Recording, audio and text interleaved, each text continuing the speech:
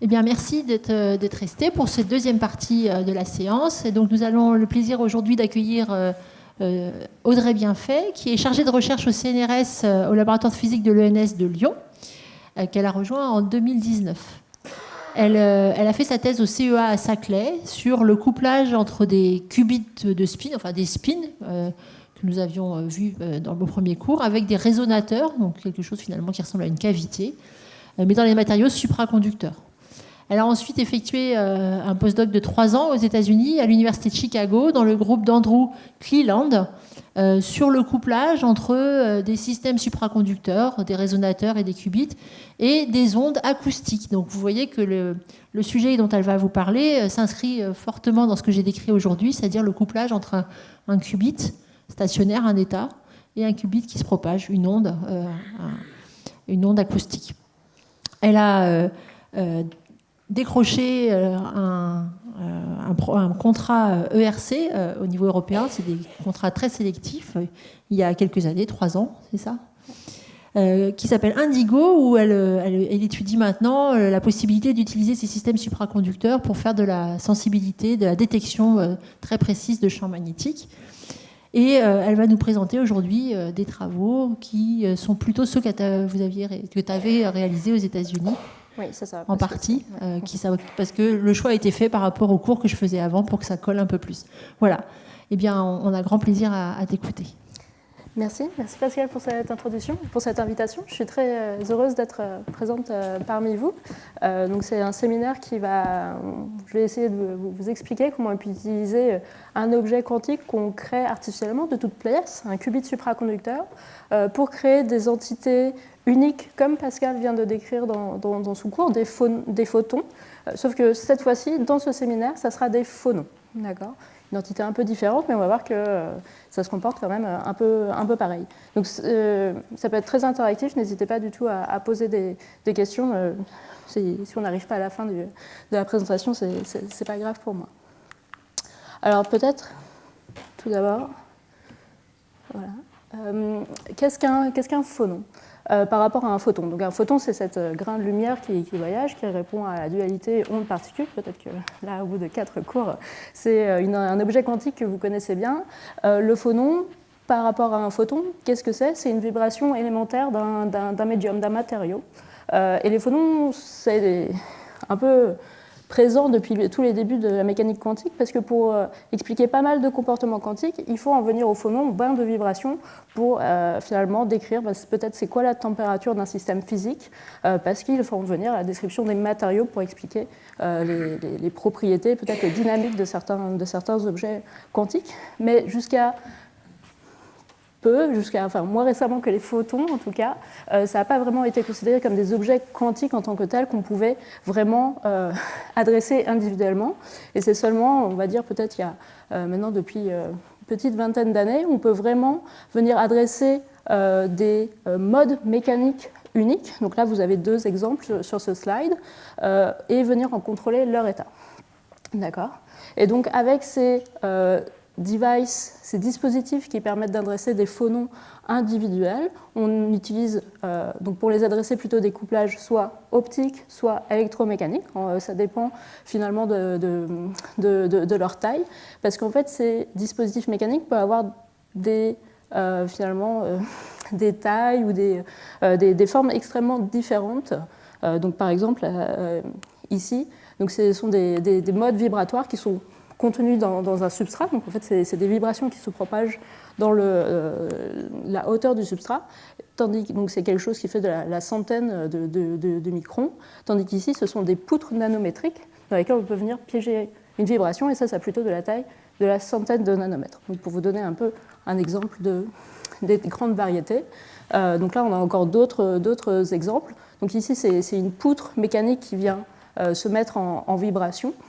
Donc ça, c'est aussi de l'échelle de la centaine de microns, tandis qu'ici, c'est vraiment une membrane qui vient se mettre en vibration, et ça, c'est plutôt de la taille millimétrique. Donc vous voyez, il y a vraiment une gamme d'objets vraiment différentes, avec des applications qui peuvent aller à la détection de masse ou de force, ou alors faire de la transduction entre différentes, par exemple, gammes de fréquences, entre les gammes de fréquences micro-ondes aux gammes de fréquences optiques, ou entre différents objets quantiques qui sont eux aussi à l'état solide. Donc, ce que je viens de vous raconter, c'était un mode mécanique piégé, donc une vibration piégée dans un matériau. D'accord. Ce qu'on va plutôt faire dans ce séminaire, c'est avoir des phonons qui voyagent, des phonons itinérants. C'est-à-dire que ce sont comme des ondes électromagnétiques qui se propageraient à la lumière. Ils ne sont pas placés dans une boîte en cavité, comme ça peut être le cas pour ces dispositifs que je viens de vous montrer. Là, ce sont vraiment des ondes qui se propagent, un peu comme des tremblements de terre à la surface de la Terre. Alors peut-être la première question, c'est qu'est-ce qu'on peut faire avec ces vibrations qui se propagent? Et là, vraiment, la meilleure façon de répondre, je trouve, c'est de faire l'analogie avec des photons, d'accord? Des photons itinérants, comme émis par une source, par exemple. Et là, je pense que vraiment le cours suivant sera vraiment clé pour comprendre cette image, mais je pense que Pascal en a déjà assez dit que grâce à ces photons voyageants, on peut faire processer de l'information quantique, et je ne vais pas détailler plus parce que vous aurez la réponse la semaine prochaine en beaucoup de détails. L'autre chose, en fait, c'est que sur les photons, ils peuvent porter leur propre état quantique, d'accord? Et donc c'est le premier vecteur qu'on a utilisé pour tester un des principes fondateurs de la mécanique quantique, et les principes d'intrication, avec la violation de l'inégalité de Bell. Et donc là, c'est peut-être l'exemple récent le plus spectaculaire, où finalement on a utilisé ces photons sur une distance pour finalement violer l'inégalité de Bell sur une distance de à peu près 1 km, qui permet finalement de s'affranchir de certaines hypothèses dans cette violation d'inégalité, de prouver finalement l'intrication, que l'intrication existe sans faire trop de suppositions de théorie locale. Et finalement, peut-être une dernière application de ces phonons, c'est comme des photons, on peut les faire interférer.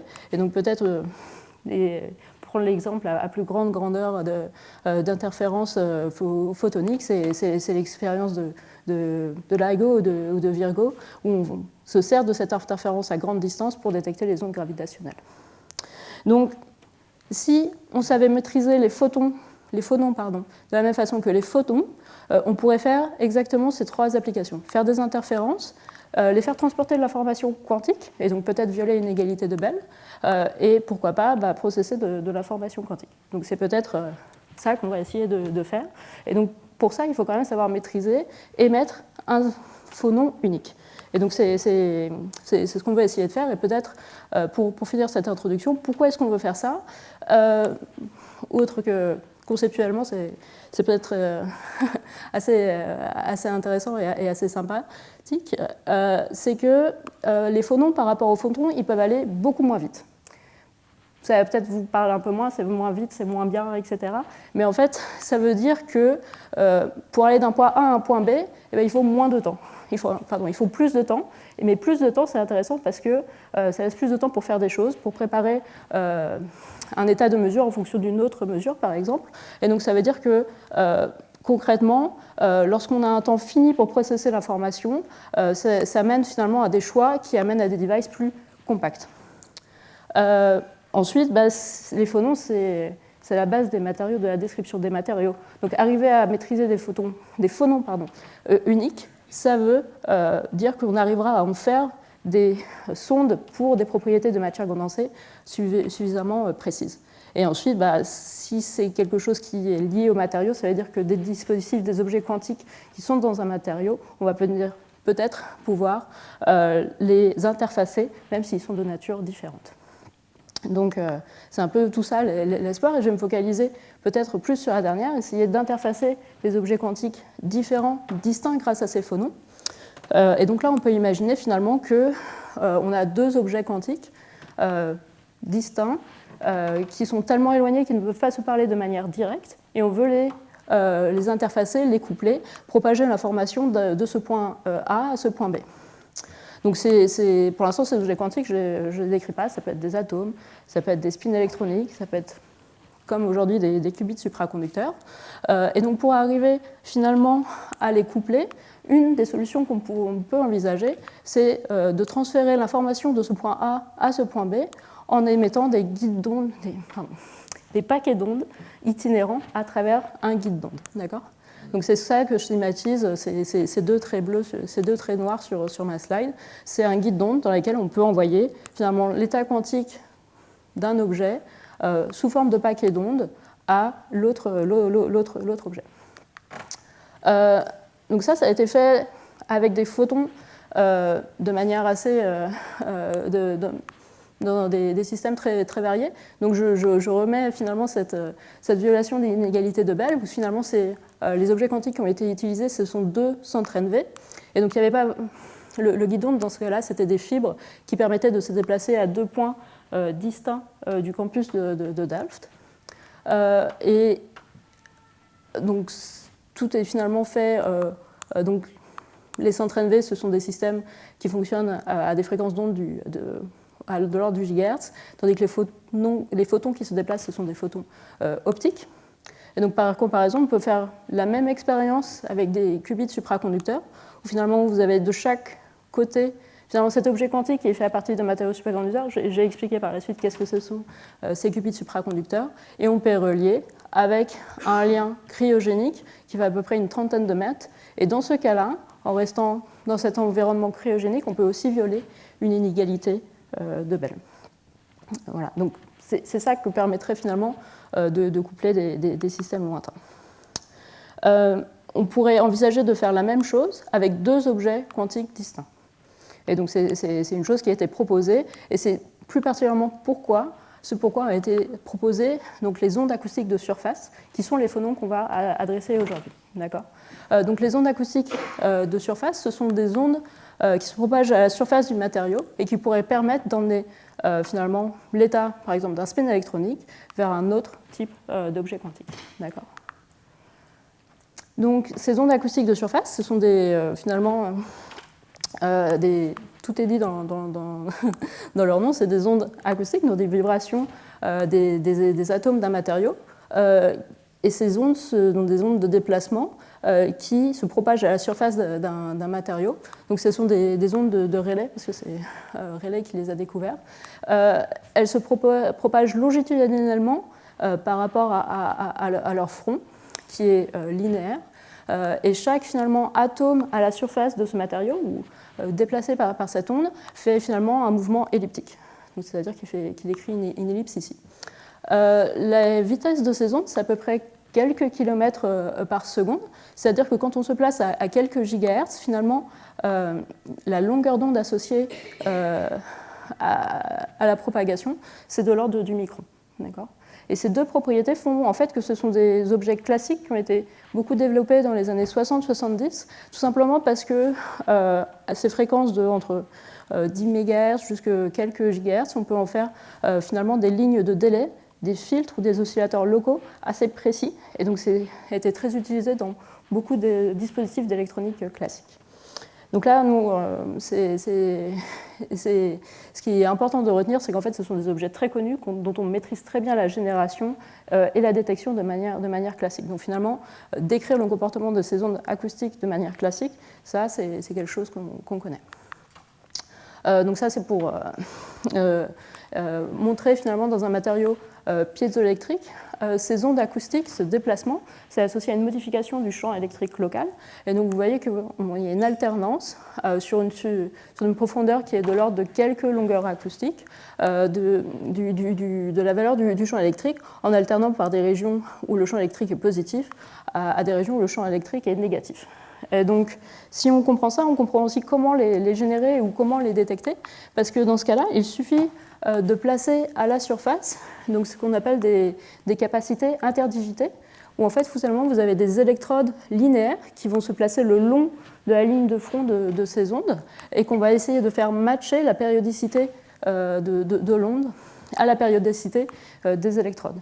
Et du coup, au passage d'une onde électromagnétique qui matche justement l'espacement entre les électrodes, on va pouvoir récupérer une tension aux bornes de cette capacité et du coup détecter un front de surface acoustique. L'inverse est vrai. Si j'applique une tension sinusoïdale en calculant de telle sorte que la fréquence matche avec la vitesse de l'onde acoustique, de telle sorte que du coup, la période associée à cette onde acoustique matche l'électrode, pareil, je vais générer une onde acoustique. Et donc ça me donne aussi la réponse de ces capaciteurs, de cette capacité interdigitée. Je peux convertir des micro-ondes en finalement amplitude acoustique, sans essayer peut-être d'être très formel sur qu'est-ce que c'est cette amplitude acoustique. Je peux le faire, mais seulement à la fréquence de résonance associée à la périodicité de la capacité interdigitée et à la vitesse de la onde acoustique de surface qui dépend du matériau et qui dépend plus précisément de l'orientation précise du matériau et du cristal utilisé. Donc il y a beaucoup de choix possibles qui peuvent être faits. L'autre élément dont on va avoir besoin pendant le séminaire, c'est que, bon, là pour l'instant, si je pose une capacité interdigitée, je vais avoir des ondes acoustiques qui vont se propager à droite et à gauche sans aucun discernement. Faire fuir l'énergie, c'est bien pour le principe, mais je veux aussi les détecter. Donc il va falloir recanaliser ces énergies. Et donc dans ce cas-là, on veut placer des miroirs. Les miroirs acoustiques, à quoi ça ressemble? C'est assez similaire aux capacités interdigitées, à ces transduceurs. Ce sont finalement ces séries des électrodes, des réseaux linéaires d'électrodes métalliques posées à la surface du métal. Ces électrodes, elles sont très fines. Elles sont de l'ordre du centième de la longueur d'onde. Donc en fait, elles juste pondèrent localement le matériau, ce qui entraîne une toute petite réflexion de l'onde, de l'ordre du %. Et du coup, c'est le même principe que les miroirs de Bragg optiques. On met beaucoup d'électrodes en série, matchées à la longueur d'onde de l'onde incidente, de telle sorte que les réflexions s'accumulent et qu'après une centaine finalement d'électrodes en métal posées à la surface du matériau, on a une réflexion totale. Donc de la même façon que le transduceur, finalement ce comportement de l'onde acoustique, il a un comportement fréquentiel, c'est-à-dire qu'il match seulement lorsque la périodicité de l'électrode match la périodicité de l'onde acoustique. Et finalement, hors de ce matching, ce miroir ne marche pas, il n'y a pas de réflexion induite par ce réseau d'électrodes, ou alors une réflexion seulement partielle. Donc ça nous amène à un composant qu'on va utiliser dans ce séminaire, qui est en fait un résonateur, donc une cavité dans laquelle on peut piéger des ondes acoustiques. Donc ici, vous avez le transduceur qui permet de générer ces ondes acoustiques. Et finalement, si de part et d'autre, on place un miroir, on va pouvoir, comme dans un miroir une cavité Fabry-Pérot, piéger des ondes acoustiques, qui vont avoir une fréquence déterminée par l'espacement entre les miroirs et puis le nombre finalement de ventres ou de nœuds qu'on peut placer entre ces deux miroirs. Et donc ce type de résonateur acoustique, ou juste ces ondes acoustiques, elles ont déjà été proposées pour adresser un certain nombre d'objets quantiques. Donc par exemple, pour détecter ou interagir avec des spins, on peut générer ces ondes acoustiques qui viennent finalement modifier localement les propriétés du matériau. Et pour un spin électronique, un électron piégé à la surface de ce matériau qui, du coup, on peut avoir utilisé leur spin comme vecteur d'information quantique, le fait que finalement cet électron soit modifié par le passage de l'onde acoustique peut venir finalement permettre d'adresser ce spin, donc ce degré de liberté quantique. On peut aussi finalement transférer des électrons de part et d'autre de deux endroits en étant juste finalement un tapis roulant en fait, qui permet d'emmener l'électron d'un point gauche à un point droit. Et on peut aussi faire de la transition optique micro-ondes. Donc ça, c'est pour l'instant juste une proposition théorique qui permettrait finalement de coupler la lumière qui circule à travers un guide d'onde. Donc ici, bon, c'est pas tout tout à fait circulaire, mais ça a cette forme d'anneau de circulation, avec du coup cette onde acoustique qui serait piégée dans ce résonateur. Donc tout ça, finalement, ce sont des propositions ou peut-être déjà des premières expériences qui montrent que ces ondes acoustiques peuvent être interfacées avec des objets quantiques. Et moi, ce que je vais montrer aujourd'hui, c'est comment est-ce qu'on a pu le coupler à des qubits supraconducteurs. Donc finalement, la première moment où on a pu voir que finalement il pouvait exister un couplage entre ces qubits supraconducteurs et ces ondes acoustiques, c'est dans une expérience d'un groupe en Suède, à Göteborg, où on pose un qubit supraconducteur sur un matériau piézoélectrique. Le transduceur d'onde acoustique fait partie de ce qubit, et finalement on peut venir détecter par un autre transduceur ce qui se passe, l'émission de cette onde acoustique. Et donc ensuite sont venues d'autres expériences où finalement on a pu coupler un qubit supraconducteur à un de ces modes qui étaient piégés dans le guide d'onde. Donc ça, c'est comment est-ce qu'avec des ondes acoustiques de surface, on peut faire un couplage entre un objet quantique et un mode mécanique piégé. D'accord ? Là, on ne veut pas faire un mode mécanique piégé, on veut vraiment avoir un mode mécanique itinérant. Donc pour faire ça, ce qu'on va faire, c'est finalement interfacer deux qubits supraconducteurs qui sont très lointains avec une onde qui se propage, pas une onde piégée, une onde qui se propage. Et je vous ai expliqué tout ce résonateur, ce fait qu'on puisse exciter au milieu et finalement canaliser l'excitation en prenant deux miroirs de l'autre côté, parce qu'on va se placer dans ce dispositif, et à l'exception qu'on va passer ces miroirs extrêmement loin.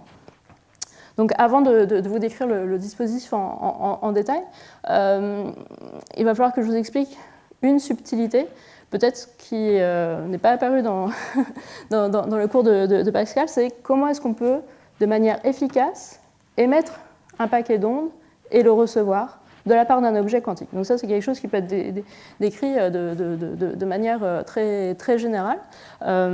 Donc en fait, si on prend un qubit, un système à deux niveaux, qui émettrait un paquet d'ondes, il va émettre finalement ce paquet d'ondes à un certain taux d'émission qui plus ou moins décrit son couplage au guide d'onde, ici au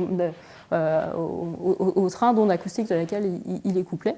Et donc dans la plupart des circonstances, si on allume le couplage de manière abrupte ou si on excite de manière abrupte ce système à deux niveaux, on peut finalement regarder le profil du train d'onde qui est émis. Et dans ce cas-là, ce profil, c'est un profil qui a une exponentielle décroissante. D'accord ?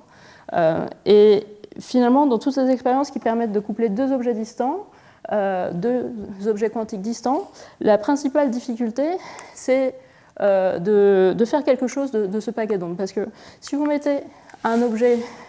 Si vous prenez cette onde acoustique, vous la retournez et vous voulez réexciter votre émetteur, le problème, en fait, c'est que finalement, ce paquet d'ondes qui est arrivé sur le qubit, vous voyez qu'il passe de manière instantanée d'une valeur nulle à une valeur finie. Donc ça veut dire qu'instantanément, sa bandwidth, elle est infinie.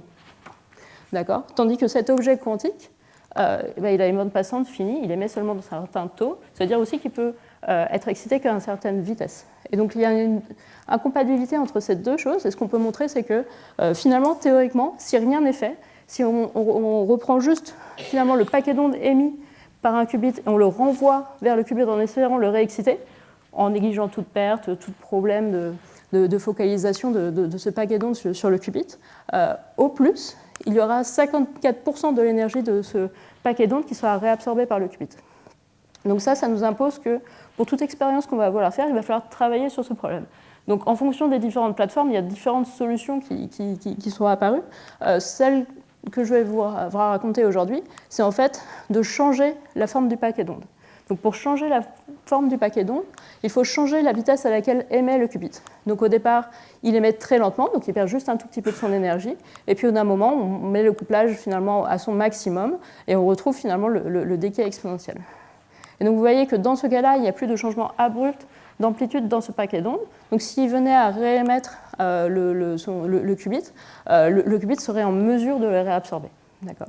Donc c'est un petit peu une recette pour arriver à avoir un transfert d'état quantique efficace entre deux objets quantiques, il faut savoir moduler l'émission de cet objet quantique.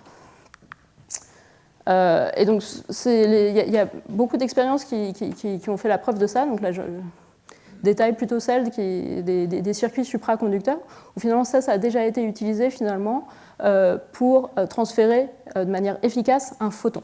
D'accord. Donc là, on voudrait faire la même chose avec des phonons, et donc plus particulièrement avec ces ondes acoustiques de surface. Donc voici finalement l'image finale du dispositif que je vous présente aujourd'hui.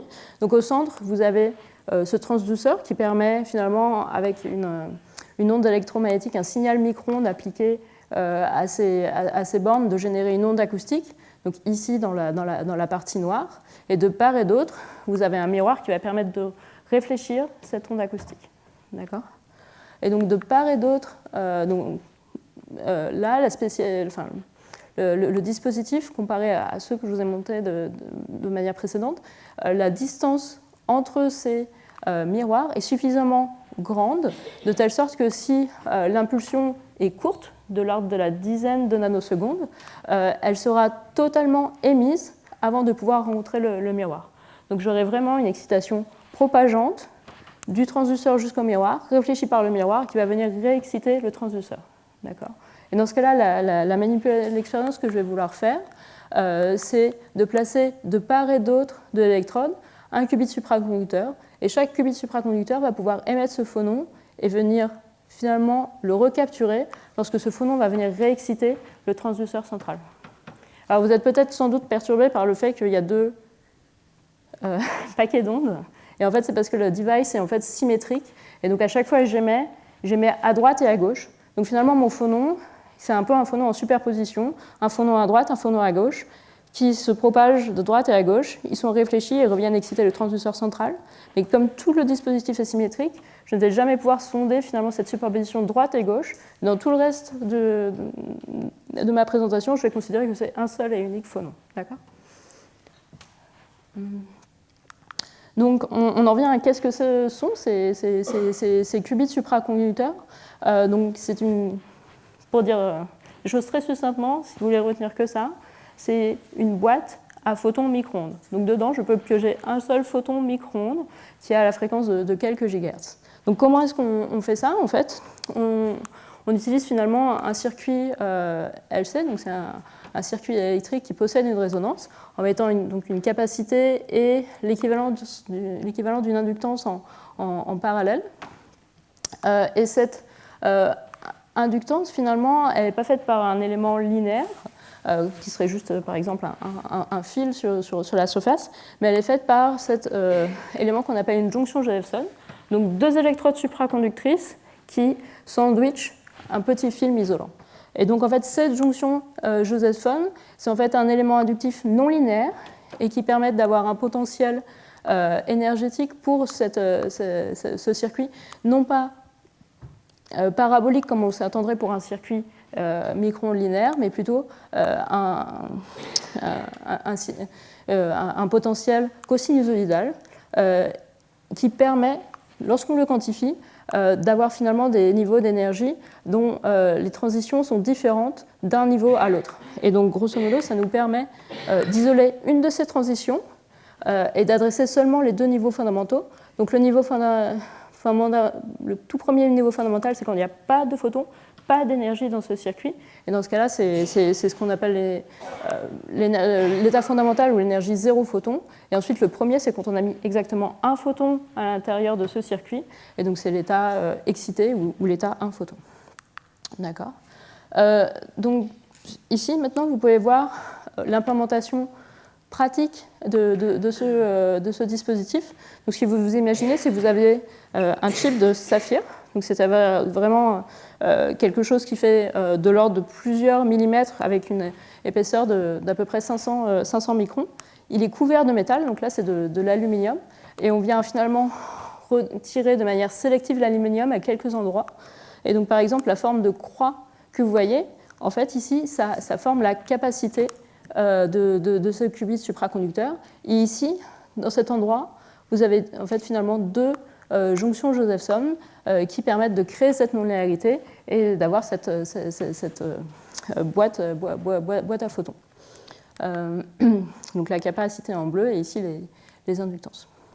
Donc vous voyez qu'il y a aussi beaucoup d'autres choses sur ce chip. Et le but est en fait de venir vraiment adresser cet objet quantique de manière complète grâce à toutes ces lignes que vous voyez ici. Donc la première chose quand on a un objet quantique qu'on va vouloir faire, c'est finalement mesurer quel est son état. Je veux savoir si, en fonction de ce que je fais, est-ce qu'il y a 0 ou 1 photon dans ce circuit pour vraiment m'en servir comme base de calcul. Et donc pour ce faire, on introduit ici, ce que vous voyez, le long serpentin, c'est un guide d'onde coaxial coplanaire qui permet finalement une lecture de ce qubit. Donc la manière dont ça marche, donc ça c'est un résonateur finalement, donc on peut le caractériser par mesure micro-ondes. Donc on a une source qui est placée à côté d'un câble coaxial qui permet de venir mesurer finalement quelle est la fréquence de ce résonateur. Donc c'est un résonateur électronique finalement de tout ce qui est plus lambda, sauf que là, il est supraconducteur pour ne pas avoir de perte et il est patterné à la surface du chip pour pouvoir se coupler plus facilement avec ce qubit. Et en fonction de l'état du qubit, le couplage capacitif entre ce résonateur et ce qubit va venir changer la fréquence de résonance de ce qubit.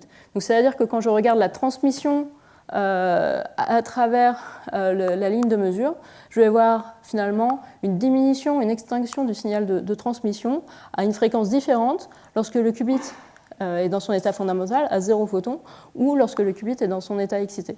Et du coup, en choisissant une fréquence bien particulière et en finalement en traçant cette transmission à un endroit spécifique et en répétant l'expérience, soit en n'excitant pas le qubit, soit en excitant le qubit, je vais pouvoir finalement distinguer 2 amplitudes et 2 phases différentes pour les différents états du qubit. Et je vais pouvoir du coup, dans cet espace des phases, avoir 2 régions. Lorsque je fais une mesure qui tombe dans la région d'un côté de cette séparatrice, je vais pouvoir attribuer le qubit dans son état fondamental et de l'autre côté dans son état fondamental. Si je répète de nombreuses fois l'expérience, je vais pouvoir attribuer une probabilité d'excitation à ce qubit à la fin de l'expérience ou une probabilité de trouver le qubit dans son état fondamental. Donc c'est ça qui permet finalement de mesurer ce qubit supraconducteur. Je peux aussi finalement, jusqu'à présent j'ai passé sous silence le fait comment est-ce que je pouvais exciter ce qubit. Et en fait on fait ceci avec ce guide d'onde qui apparaît sur le côté. Et donc ça permet juste d'envoyer des micro-ondes qui sont à la fréquence de résonance du qubit. Et ce que ça va induire sur cette sphère de bloc qui représente l'état quantique du qubit, ce sont des oscillations de Rabi. Et donc en fonction de la durée ou de l'amplitude de l'oscillation, je vais pouvoir arrêter ces oscillations de Rabi à un point déterminé de cette sphère de bloc pour préparer l'état initial que je veux, tout en démarrant de l'état fondamental. Donc, généralement, ce qu'on dit, c'est qu'on fait un pulse pi pour emmener le qubit qui démarre dans son état fondamental vers son état excité. D'accord. L'autre chose qui va être pertinente dans ce talk, c'est de pouvoir contrôler la fréquence de ce qubit. Donc, on va pouvoir le placer à différentes fréquences d'émission. Et pour faire ça, donc, en fait, on utilise le fait qu'on a 2 jonctions Josephson en parallèle. Et donc, en fait, en ayant une petite ligne de flux qui vient modifier le champ magnétique à l'intérieur de cette boucle de jonctions Josephson, on va venir finalement modifier l'inductance équivalente de ces 2 jonctions Josephson en parallèle. Donc ça va venir modifier la fréquence de résonance du qubit. Et donc, on va pouvoir la changer. Donc, dans l'état de l'art, c'est plutôt quelques gigahertz. Et ici, on va s'arrêter à quelques centaines de mégahertz. Et donc, de manière peut-être un peu cachée, ça permet aussi de créer une phase sur l'état du qubit en appliquant un pulse qui va venir changer sa fréquence. Donc par exemple, mais cette application de phase, en fait, ça va prendre par rapport à une référence. Si j'ai un qubit témoin, je prépare ce qubit, je la mets dans une superposition d'état excité et d'état fondamental. Il y a une certaine phase associée à cet état. Et lorsque je vais changer la fréquence par rapport au qubit témoin, la phase de ce qubit que j'ai préparé en superposition va changer par rapport à cet état témoin. Donc j'ai créé un déphasage entre les deux lorsque je vais faire revenir le second qubit à la fréquence de l'autre qubit. D'accord.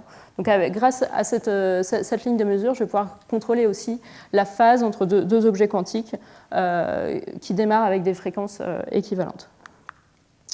On en vient peut-être à un point plus en lien avec le cours précédent de Pascal, quelles sont les propriétés de ces qubits supraconducteurs.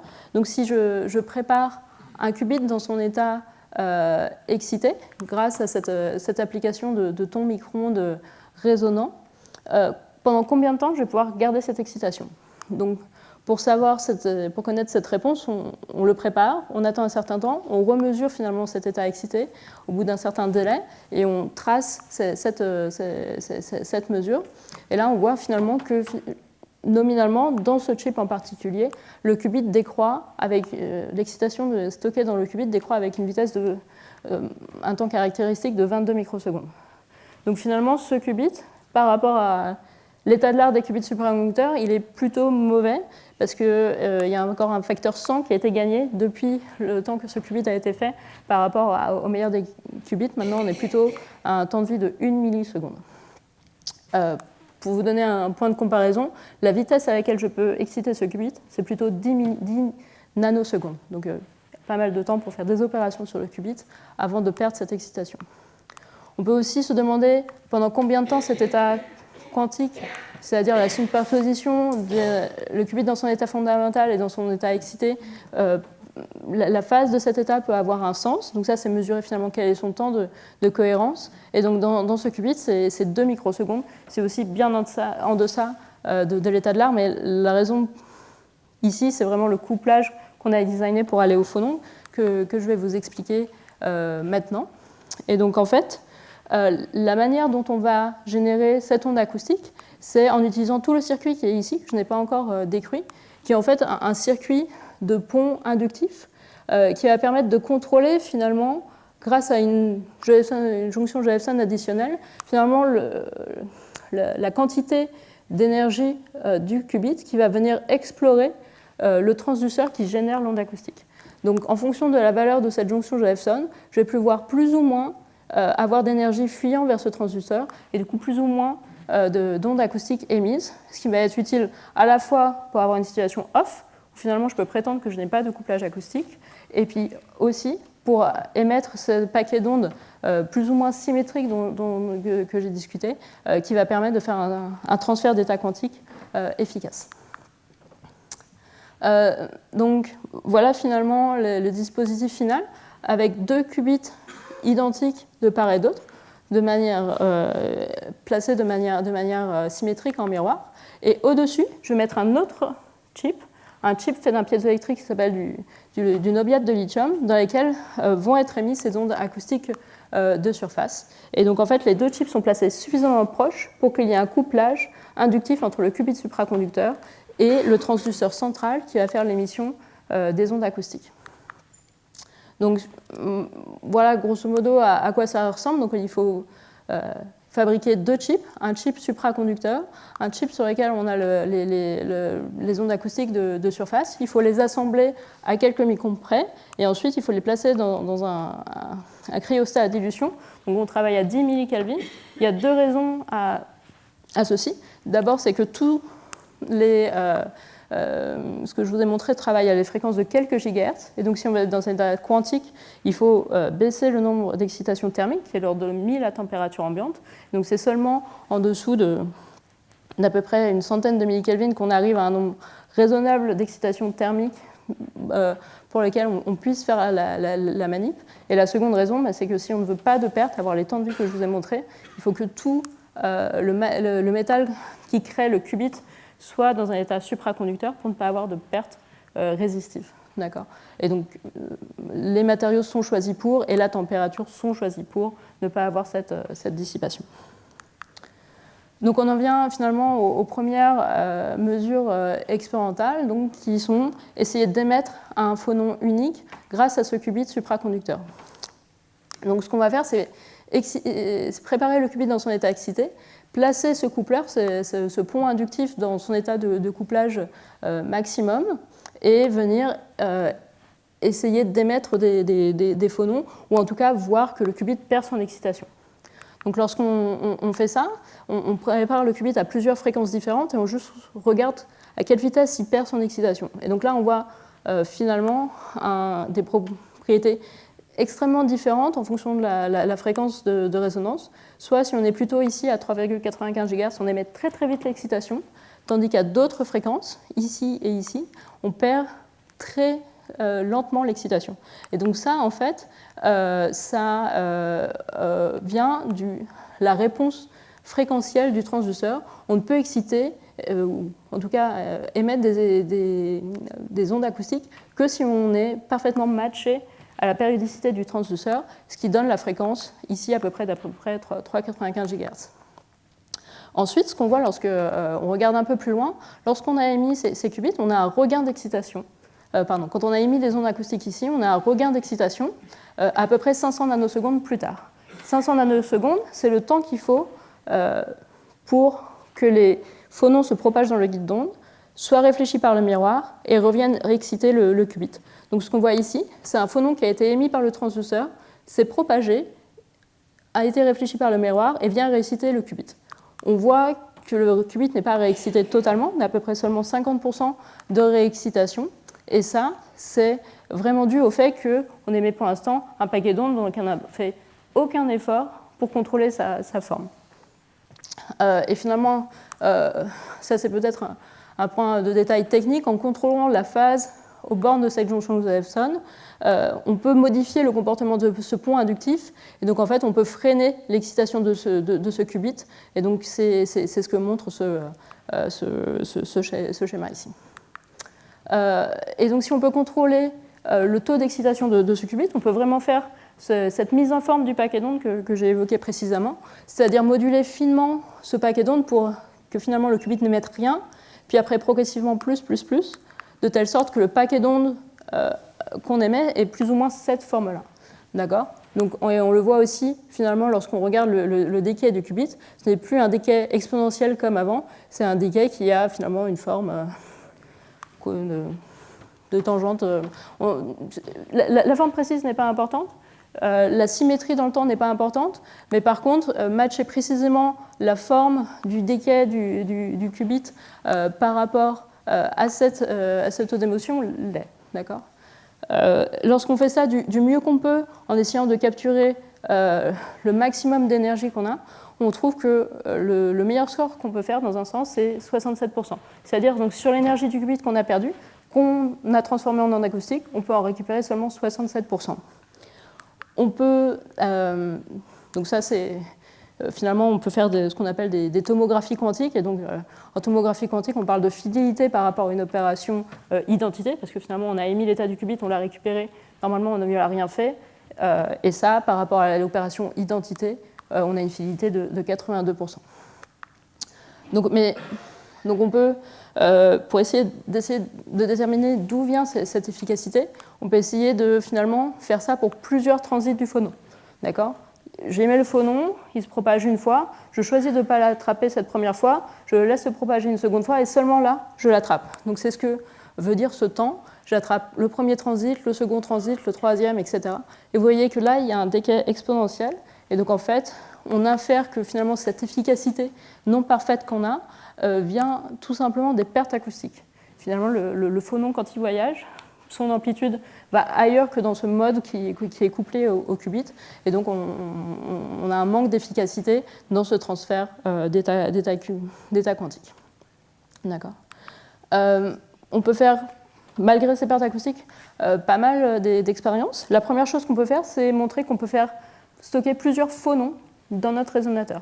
C'est-à-dire qu'on prépare notre premier qubit il émet ce phonon. On a un deuxième qubit dans l'expérience, on peut aussi l'exciter et le faire émettre son phonon un peu plus lointain.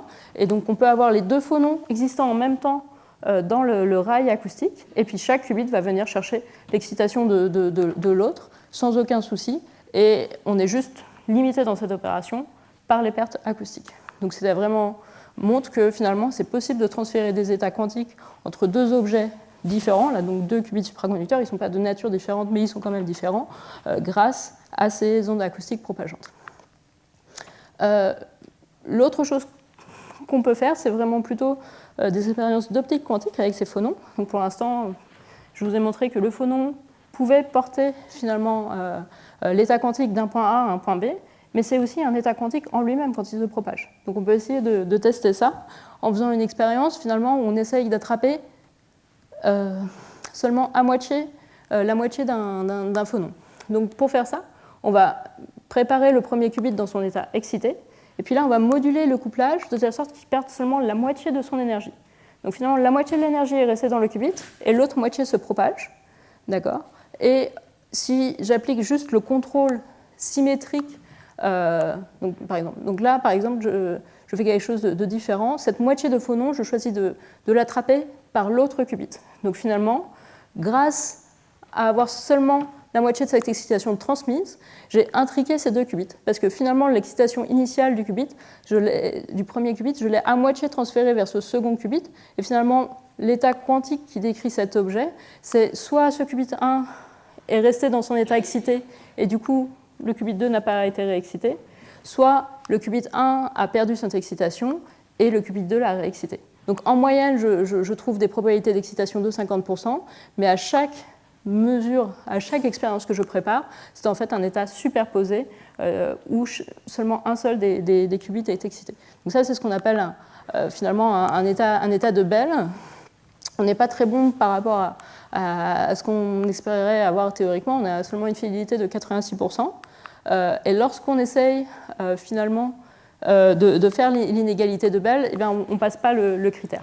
On est quelques pourcents trop bas juste parce qu'on a trop de pertes acoustiques.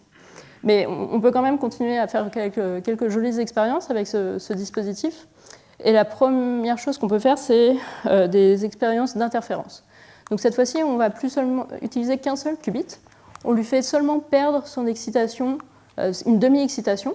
Donc là, finalement, au milieu de la propagation, on est dans un état superposé entre avoir le qubit excité et avoir un phonon qui se propage dans le résonateur. Donc ce phonon, finalement, c'est, quand je vous racontais cette histoire de déphasage, le phonon, c'est mon état témoin. Il ne fait rien, c'est la référence absolue. Et pendant ce temps de propagation, je peux appliquer un pulse de déphasage sur ce qubit-là, qui va finalement lui faire acquérir une phase dans la superposition par rapport à ce phonon témoin. Du coup, lorsque on arrive à l'opération capture, en fait, il va y avoir interférence entre le champ émis par le qubit et le champ émis par le phonon, dont je peux contrôler, avec cette superposition, dont je peux contrôler la phase du qubit. Et donc finalement, la résultante fait que soit on va avoir l'état du qubit va retourner dans son état excité juste par symétrie si je n'ai pas appliqué de phase, tandis que si j'ai appliqué une phase exactement de pi, une interférence entre ces deux champs électromagnétiques et acoustiques va avoir lieu, et donc on va avoir finalement le qubit qui se désexcite. Donc ça, c'est un premier pattern d'interférence. Et donc une manière un peu imagée de le voir, c'est de regarder le système comme se propageant selon deux chemins d'évolution. On démarre avec ce qubit, on peut tout à fait dire que c'est une source de photons, le fait de n'émettre qu'un seul phonon, finalement, c'est se splitter entre deux chemins d'évolution. Soit le qubit est excité, soit un phonon se propage. Je peux contrôler la phase entre ces deux chemins d'évolution. Et finalement, le deuxième étape de capture refait une opération de séparation ou de recombinaison des chemins. Donc, il y a de manière équivalente de le dire. Et je peux mesurer le chemin d'évolution qui consiste à regarder quelle est l'excitation du qubit. Et donc, c'est-à-dire que je peux faire pas mal de tests fondamentale sur quelle est la nature du phonon grâce à ce schéma. C'est-à-dire que, par exemple, le phonon, comme le photon, c'est une dualité onde-corpuscule, donc ça veut dire que c'est à la fois cette onde qui se propage, mais ça doit être aussi un quanta que je peux localiser. C'est-à-dire que si je retire cette deuxième opération de recombinaison, je ne devrais plus voir ce réseau d'interférences. Ou une autre manière de le faire, c'est d'essayer de mesurer finalement dans quel état est le système pendant cette évolution. Et donc ça devrait aussi finalement casser le principe de superposition et du coup annuler cet effet d'interférence. Et donc c'est ce qu'on peut essayer de voir. Et finalement, si c'est vraiment un phonon qui répond à toutes les propriétés de la mécanique quantique, je devrais pouvoir aussi effacer cet effet. Donc c'est ce qu'on appelle une expérience de gomme quantique, où je viens finalement effacer le fait que j'ai projeté cette superposition en effaçant l'effet, l'action d'observer le système. Donc pour revenir finalement à cette expérience, je prépare le qubit, j'émets la moitié d'un phonon, ce qui me fait me propager entre deux systèmes, deux états de chemin d'évolution, l'un où le qubit est excité, l'autre où le phonon est excité. Donc je suis finalement, à ce temps, ici, le système est dans un état superposé, avec le qubit excité où le phonon émis. Je peux refaire une opération de capture, qui du coup, en fonction de la phase, me fait ce pattern d'interférence. Et maintenant, pour essayer d'avoir cette localisation dans le chemin d'évolution, le qubit est excité, ce que je peux faire, c'est émettre un second phonon. Donc je fais ça en utilisant le fait, je vais peut-être passer sur ces détails, c'est assez technique. Je peux utiliser un troisième niveau du qubit, le faire émettre à une fréquence différente, de telle sorte que finalement, la résultante de cette opération, c'est j'ai un phonon d'une couleur différente qui est émis seulement si et seulement le qubit est dans son état excité. C'est-à-dire que maintenant, finalement, pendant cette propagation, quand j'ai généré ce second phonon, mon état de superposition, vous voyez, il n'applique plus deux états équivalents, ils sont finalement colorés par l'existence de ce second phonon. Donc quand j'ai fait ça, j'ai en fait finalement transmis à l'environnement l'information de dans quel état d'évolution était mon système, c'est-à-dire lorsque je vais vouloir faire l'interférence, eh bien, je ne vais pas trouver d'interférence. Et c'est exactement ce qu'on mesure. Alors maintenant, comment est-ce qu'on efface ça? J'ai mis ce second phonon. Comment je fais pour effacer finalement cette action de l'environnement sur ce système interférométrique? Eh bien, pour nous, là, il s'agit simplement finalement de capturer l'environnement. Donc l'environnement, pour nous, c'est ce phonon vert. Donc on va le recapturer avec ce second qubit qu'on a à disposition. Donc si je recapture avec ce second qubit, ça ne change rien au fait que je n'observe plus d'interférence. Parce que maintenant, finalement, l'environnement, ce n'est pas ce phonon vert, c'est ce second qubit. Pour effacer finalement cette information que ce second qubit m'a permis de gagner sur le chemin d'évolution suivi par le système, il faut que je brouille son état. Et là, je peux simplement faire ça en appliquant un pulse pi sur 2 finalement, qui homogénéise la probabilité de le trouver dans l'état excité ou l'état fondamental, peu importe son état de départ. Et lorsque je fais ça, eh bien, dans ce cas-là, je peux revenir à avoir les interférences que j'avais au départ.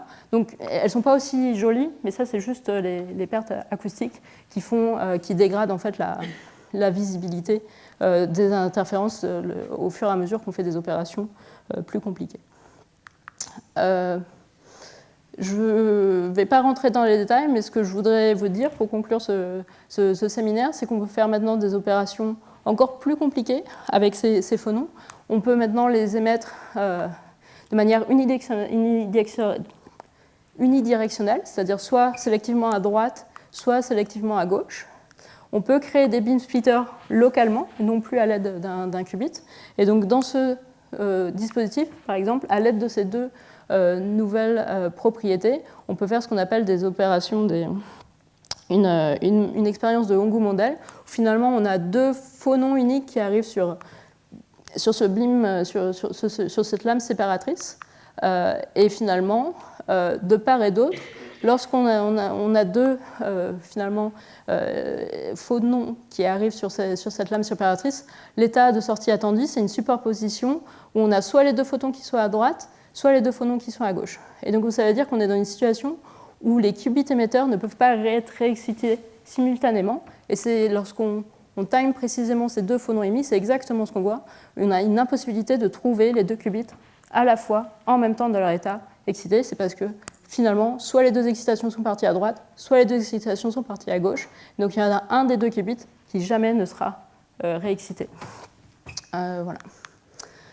Et donc pour conclure, donc je vous ai montré que finalement, un qubit supraconducteur, qui est un objet maintenant bien maîtrisé, peut être utilisé pour émettre des phonons. Donc, ce que je vous ai montré était assez limité par les pertes acoustiques. Maintenant, très récemment, ont été développés des guides d'ondes acoustiques en silicium qui ont un bien meilleur temps de vie, donc moins de pertes. Donc, il est possible d'imaginer avoir des expériences qui s'approchent qui ont finalement des états quantiques un peu mieux préservés dès lors qu'on passe par un cheminement acoustique. Et donc, finalement, les perspectives de ce travail, ça serait maintenant de venir coupler des objets quantiques différents. Donc là, c'était 2 qubits supraconducteurs, mais on peut espérer pouvoir interfacer des objets quantiques différents. Et pourquoi pas, finalement, faire ce qu'on peut faire avec des photons uniques. Mais là, au vu de la qualité des opérations, c'est un développement à bien plus long terme. Et donc, avec ceci, je voudrais vous remercier pour votre attention et je serais ravie de répondre à vos questions s'il y en a. Merci.